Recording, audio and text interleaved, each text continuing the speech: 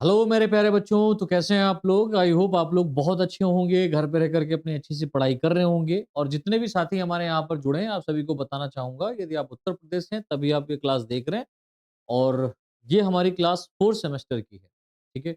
इस 4th semester के इस वीडियो लेक्चर में हम आज डिस्कस करने वाले हैं आपका जो सिलेबस है, उसके बारे में। पूरे सिलेबस के एनालिसिस करेंगे, देन उसके बाद में जैसे ही हमारा सिलेबस कंप्लीट होगा, दैट दैट मीन्स ये लेक्चर कंप्लीट होगा, उसके बाद में हमारी रेगुलर बेसिस पर आपको क्लासेस यहाँ पर प्रोवाइड की जाएँगी आपके इस बैच में, ठीक है? तो अभी तक अगर आप लोगों ने हमारे इस एप्लीकेशन के ऊपर कोर्स को सब्सक्राइब नहीं किया है, कोर्स को अगर परचेज़ नहीं किया है तो कर लीजिए। कोई भी डाउट अगर आप है तो आप हमारे ऑफ़िशियल नंबर 72 680 73 598 पर संपर्क कर लीजिए। कोई भी डाउट होता है तो आपका सर यहाँ पर डाउट क्लियर करेंगे, ठीक है? और डेफ़िनेटली जैसा कि आप इस बैच के अंदर आप देख ही रहे हैं और यहाँ पर आपने डेमो वीडियो पे क्लिक करके जब देखा ही तो सिलेबस एनालिसिस तो आपको देखने को मिला ही है। तो यहाँ पर हम आपको जानकारी भी दे रहे हैं, किसी भी तरीके की कोई भी दिक्कत अगर आपको आती है तो आप संपर्क ज़रूर करें बच्चा। चलो जी स्टार्ट करते हैं हमारा आज का ये वीडियो लेक्चर जिसमें हम 4th सेमेस्टर के जूलॉजी के सिलेबस के बारे में डिस्कस करेंगे। सिलेबस डिस्कस करने से पहले आपको ये पता होना चाहिए कि 4th सेमेस्टर का जूलॉजी का जो पेपर है उसका नाम क्या है? क्योंकि एग्जामिनेशंस में कभी-कभी एग्जामिनर पेपर का नाम पूछ देता है और हम ठहरे भट्ट-गंवार, हम क्या करते हैं, आता तो सब है उस पेपर से रिलेटेड, लेकिन कभी-कभी पेपर का नाम नहीं याद रखते। हाँ, याद करें। ठीक है, 4th सेमेस्टर का जूलॉजी का पेपर है। सर यूनिट में आप क्वेश्चन पूछिए, क्वेश्चन का जवाब दे देंगे, पट्ट से 100 नंबर दोगे आप हमको।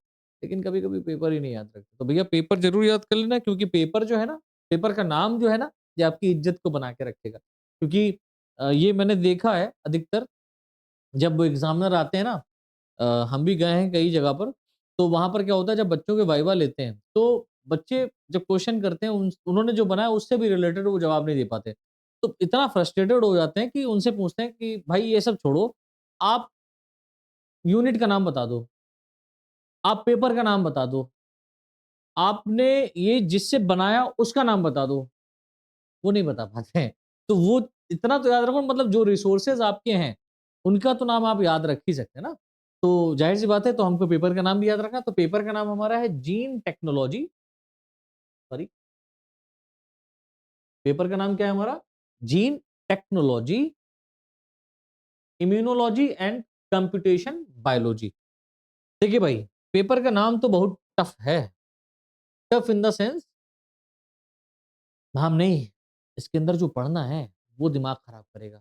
लेकिन चिंता मत करो। कहते हैं ना डरने की है क्या बात जब सुमित्राना बीएससी क्लासेस है आपके साथ, काहे को घबराना, जब आप यहाँ पर क्लास लिए बैठे हैं तो, है ना? तो हमारा पेपर हो गया gene technology, immunology and computation biology.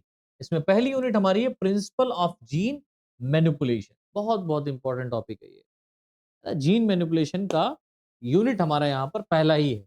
इसमें हमको देखना है रिकॉम्बिनेंट डीएनए टेक्नोलॉजी। सबसे पहली टेक्नोलॉजी हमको देखनी है रिकॉम्बिनेंट डीएनए टेक्नोलॉजी। उसके बाद में हमको यहाँ पर देखना है selection and identification of recombinant cell, ठीक है? फिर रेस्ट्रिक्शन एंजाइम्स के बारे में देखना है। डीएनए मॉडिफाइंग एंजाइम क्या होते हैं, क्लोनिंग वेक्टर क्या होता है और लाइगेशन किस तरीके से होता है उसको समझना है। भाई लाइगेशन एक ऐसा प्रोसेस होता है जिसमें आप देखेंगे कि कोई रिएक्शन हो रही है या डीएनए को ही आप देख लो, डीएनए एक एंड से काटा जाता है, मतलब कहीं से कट किया जाता है, फिर उसके बाद में उसको जोड़ दिया जाता है, तो वो लाइगेज एंजाइम के द्वारा किया जाता है, उसको लाइगेशन के द्वारा ही प्रोसेस किया जाता है। जीन ट्रांसफर टेक्निक, है ना, जीन ट्रांसफर टेक्निक क्या है और जीन थेरेपी क्या है, इस पर भी हम चर्चा करेंगे। नेक्स्ट हमारी जो यूनिट यहाँ पर है वो है एप्लीकेशन ऑफ जेनेटिक इंजीनियरिंग, बहुत इंपॉर्टेंट है। इसमें हमको सिंगल सेल प्रोटीन के बारे में पढ़ना है, बायोसेंसर क्या होता है, बायोचिप क्या होती है, इसके बारे में देखना है।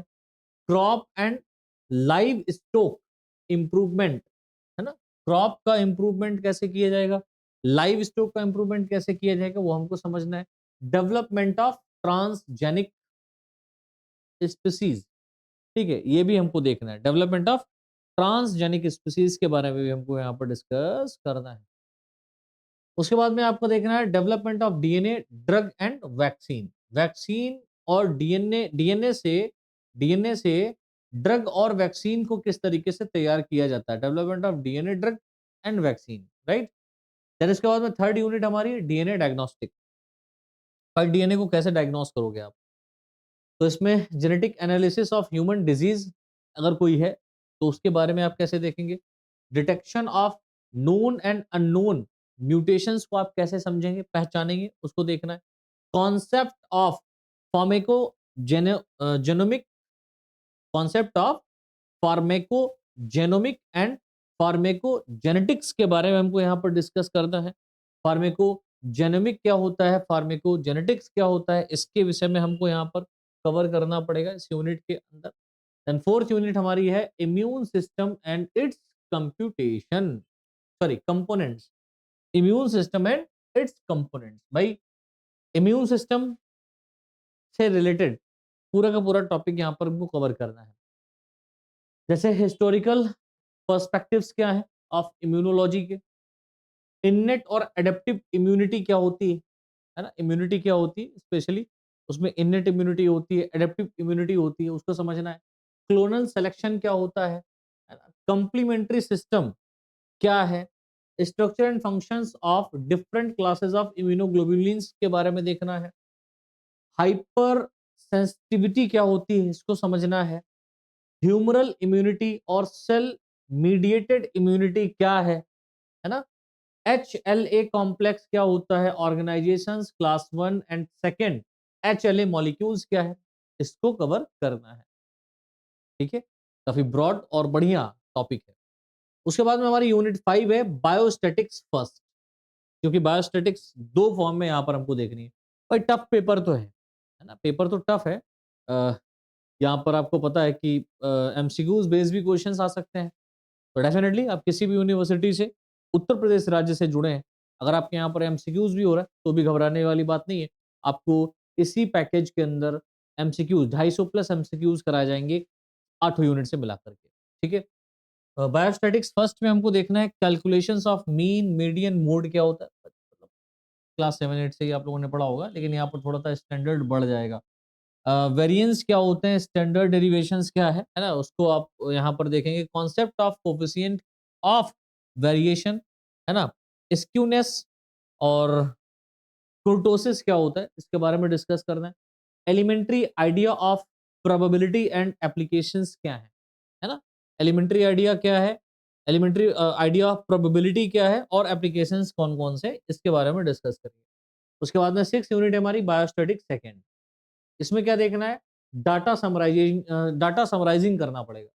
फ्रीक्वेंसी डिस्ट्रीब्यूशन देखना है, ग्राफिकल प्रेजेंटेशन पाई डायग्राम के बारे में देखना है, हिस्टोग्राम के बारे में समझना है। टेस्ट ऑफ सिग्निफिकेंस मतलब 1 and 2 सैंपल टेस्ट है ना। टी टेस्ट एंड चाई टी टेस्ट एंड चाई स्क्वायर टेस्ट क्या होता है, ये भी आपको यहाँ पर देखना पड़ेगा। यूनिट 7 की बात करें तो बेसिक ऑफ कंप्यूटर, पूरा का पूरा कंप्यूटर यहाँ पर डाल दिया गया है। बढ़िया है, कंप्यूटर के बारे में भी आपको पता होना चाहिए। यहाँ पर बेसिक कंप्यूटर मतलब सीपीयू क्या है, आईओ यूनिट क्या होता है एंड ऑपरेटिंग सिस्टम क्या होता है ना। उसके बाद में concept of home page and website, इसके बारे में यहाँ पर पता नहीं क्यों बताना है, लेकिन बताना है। वर्ल्ड वाइड वेब क्या होता है, हाँ ये बढ़िया है। URL W, world wide web कहने मतलब समझ लो, डब्ल्यू डब्ल्यू डब्ल्यू आपने देखा होगा, डब्ल्यू डब्ल्यू डब्ल्यू डॉट, इतना लगाते हैं डॉट लगाते हैं, फिर लिखते हैं Sumit Rana, Sumit Rana BSc classes dot, आप कॉम लगा दें। या यहाँ पर देखिए कॉम के साथ साथ जो यहाँ पर डोमेन नेम होता है कॉम भी हो सकता है, आप नेट भी लगा सकते हो, डॉट नेट, डॉट इन भी कर सकते हो है ना। ये आपने देखा होगा डॉट नेट लगा है, कॉम लगा है, इन लगा है, इस पे हमें चर्चा करनी होगी। यूआरएल क्या होता है, यूआरएल क्या होता है वो भी देखना है। यूजिंग सर्च इंजन क्या होता है, ठीक है, ये भी हमको यहाँ पर डिस्कस करना है। उसके बाद में यूनिट 8 और लास्ट यूनिट हमारी है बायो इन्फॉर्मेटिक्स। बायो इन्फॉर्मेटिक्स में आपको देखो, बायो इन्फॉर्मेटिक्स में क्या है, बायो इन्फॉर्मेटिक्स में आपको इन्फॉर्मेटिक फॉर्म डालनी पड़ेंगी। जैसे कि आप देख रहे हैं कि आज बहुत सारा इवोल्यूशन हो चुका है, बहुत सारे एनिमल्स हमारे आसपास में हैं, उनके इन्फॉर्मेशन को हमें किस तरीके से यहाँ पर डालना है वो सब देखना है। ठीक है, तो डाटाबेस में न्यूक्लिक एसिड के बारे में आप देखेंगे, यहाँ पर पूरा पूरा बायो इन्फॉर्मेटिक्स पड़ा हुआ है। आज हमारे पास में पूरा का पूरा डीएनए खोल करके उसकी सीक्वेंसेस हमारे पास में है ना? पूरा का पूरा स्ट्रक्चर है डीएनए का, हम जो चाहें वो बना सकते हैं। है ना? आप देखते हैं ना इंसुलिन हार्मोन को कितना ज़्यादा फॉर्म में बनाया जा रहा है क्योंकि डायबिटिक पेशेंट्स बहुत बन रहे हैं, हो रहे हैं। जीनोम्स क्या होते हैं, protein sequence and structures, protein का सीक्वेंस और स्ट्रक्चर आज हमारे बीच में मौजूद है ना? बिब्लियोग्राफी के बारे में आपको यहाँ पर समझना है। उसके बाद में सीक्वेंस एनालिसिस मतलब होमोलॉजी के बारे में देखना है, जैसे pairwise and multiple sequences alignment जैसे ब्लास्ट हो गया, क्लस्टला हो गया, है ना?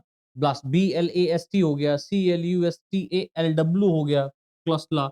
उसके बाद में फाइलोजेनेटिक एनालिसिस के बारे में भी हमें यहाँ पर चर्चा करनी है। तो इस तरीके से बेटा ये हमारी यूनिट कंप्लीट होती है और ये जो हमारा पेपर है, उस पेपर का नाम है gene technology, immunology and computational biology, ठीक है?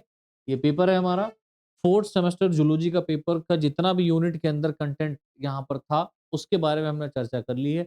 अब हम नेक्स्ट वीडियोज़ के अंदर या आने वाले समय में जो क्लासेस आपकी होने वाली हैं, उनके अंदर सारा का सारा कंटेंट यहाँ पर रिकॉर्डेड फॉर्म में आपको पर डे प्रोवाइड किया जाएगा जूलॉजी और बॉटनी का। तो उसके लिए आप लोग यहाँ पर इवनिंग में हमेशा जुड़े रहें और वो नोटिफ़िकेशन आप तक सबसे पहले पहुँचेगी। आप लोगों ने अगर सब्सक्रिप्शन लिया है एप्लीकेशन के ऊपर, तो जैसे ही कंटेंट अपलोड किया जाएगा उसका नोटिफ़िकेशन आप तक पहुँचेगा। ठीक है? तो मिलते हैं बच्चों क्लासरूम में, तब तक के लिए आप सभी को जय हिंद, जय भारत, थैंक यू।